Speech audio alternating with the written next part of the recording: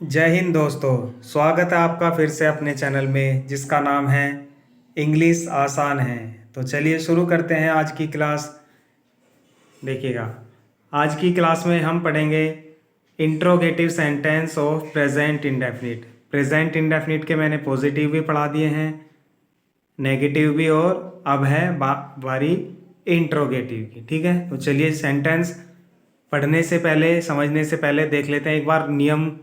तो रूल्स में जैसे नेगेटिव कहते हैं, पॉजिटिव कहते हैं, ऐसे ही इंट्रोगेटिव के हैं। तो उसमें आईएनटी वर्ड यानी कि इंट्रोगेटिव वर्ड है। फिर हेल्पिंग वर्ब प्रेजेंट इंडेफिनिट में आती है डू या डज, वो मैं आपको बता चुका हूँ पहले ही। सिंगुलर सब्जेक्ट के साथ डज, बहुवचन के साथ डू। फिर उसके बाद सब्जेक्ट है, नोट है यदि वाक्य में दिया हुआ है। फिर वर्ब की first form, object, adverbials. Most important, interrogative वाक्यों में फुल स्टॉप की जगह क्या आता है? Question mark. आपने पूरा सेंटेंस सही बना रखा है, लास्ट में क्वेश्चन मार्क नहीं लगाया तो पूरा वाक्य ही गलत हो जाएगा, तो ये ध्यान रखना। चलिए शुरू करते हैं। देखिएगा पहला सेंटेंस, क्या मोहन धूम्रपान नहीं करता है? ठीक है, तो चलिए इंट्रोगेटिव सेंटेंस लिखा हुआ देखते ही सबसे पहले आपको क्या करना है? सबसे पहले पता लगाना है कि ये सेंटेंस डबल है या सिंगल इंट्रोगेटिव है। वो मैंने आपको बताया था कि जिस वाक्य का जवाब हम हाँ या ना में दे सकते हैं वो सिंगल इंट्रोगेटिव। अब देखिएगा, इसका दे सकते हैं क्या मोहन धूम्रपान नहीं करता है, तो इसका हाँ में भी जवाब दिया जा सकता है और ना में भी। तो ये कौन सा हुआ? Single interrogative. सिंगल इंट्रोगेटिव बनाते हैं हेल्पिंग वर्ब से। यदि मैं इजी भाषा में बोलूं, नियम को देख के बनाएंगे तो आप सिंपल सा ये याद कर सकते हैं कि सिंगल इंट्रोगेटिव वाक्य बनता है नंबर 2 से, क्योंकि नंबर 2 पे इंट्रोगेटिव वाक्यों के रूल्स में हेल्पिंग वर्ब ही आती है। ठीक है, तो चलिए अब ये वाक्य सिंगल इंट्रोगेटिव है तो नंबर 2 यानी कि हेल्पिंग वर्ब से बनेगा। अब हेल्पिंग वर्ब क्या है? डू या डज। तो डू या डज हेल्पिंग वर्ब हमेशा देखना किसके अकॉर्डिंग आती है? सब्जेक्ट के अकॉर्डिंग। थोड़ा सा अपोजिट है, नेगेटिव और पॉजिटिव में सब्जेक्ट पहले आता था, हेल्पिंग वर्ब बाद में। इसमें पहले हेल्पिंग वर्ब आएगी, बाद में सब्जेक्ट। लेकिन पहले हमें सब्जेक्ट ही पता लगाना पड़ेगा, उसके अकॉर्डिंग हेल्पिंग वर्ब लगाएंगे। तो सब्जेक्ट क्या है इस वाक्य का? मोहन। मोहन एक वचन सब्जेक्ट है, तो एक वचन के साथ क्या लगा देंगे?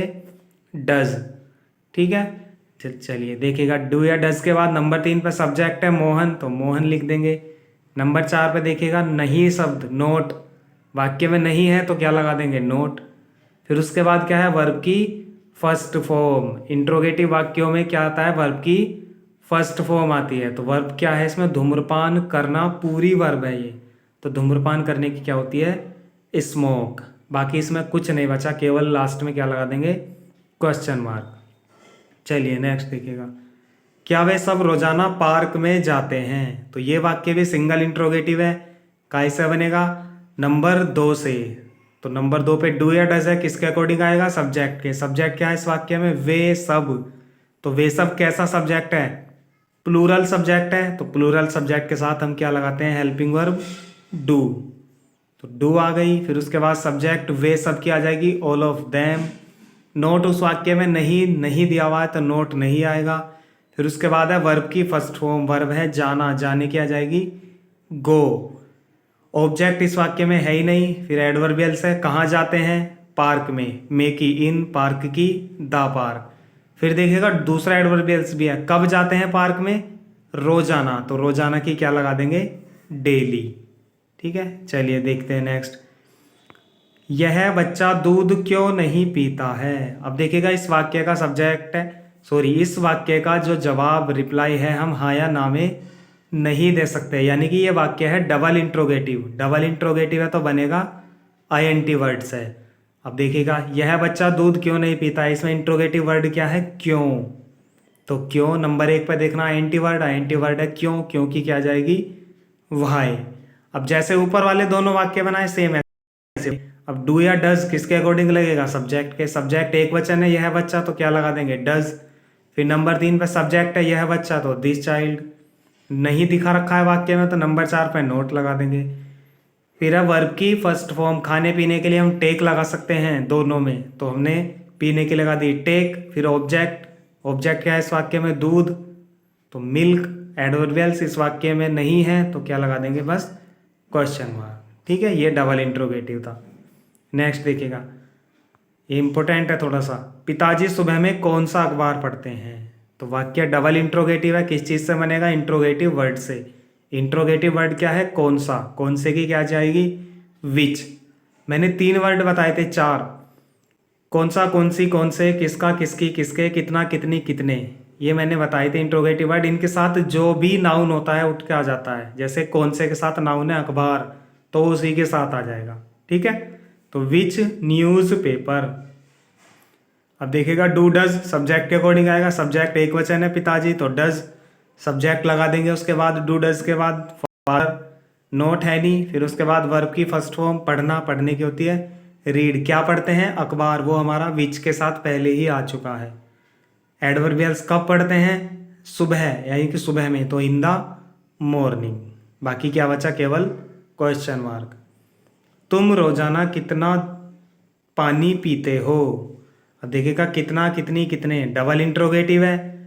कितना, कितनी, कितने की मैंने बताई थी 2, एक हाउ मैनी, एक हाउ मच। जिस चीज़ को गिन सके वहाँ पे हाउ मैनी, और जो ना गिना जा सके वो हाउ मच। तो पानी को नहीं गिन सकते, तो इसलिए मैंने क्या लगाया? नंबर 1 इंट्रोगेटिव वर्ड इसमें नंबर 1 पे हाउ मच। और कितना, कितनी, कितने के साथ भी कोई नाउन हो तो वो उसी के साथ आता है, तो क्या है? पानी, तो हाउ मच वाटर। फिर उसके बाद डू डज सब्जेक्ट के अकॉर्डिंग लगेगा। सब्जेक्ट है यू, यानी कि बहुवचन है, तो हेल्पिंग वर्ब क्या आएगी? डू। फिर उसके बाद सब्जेक्ट है तुम की आ जाएगी यू।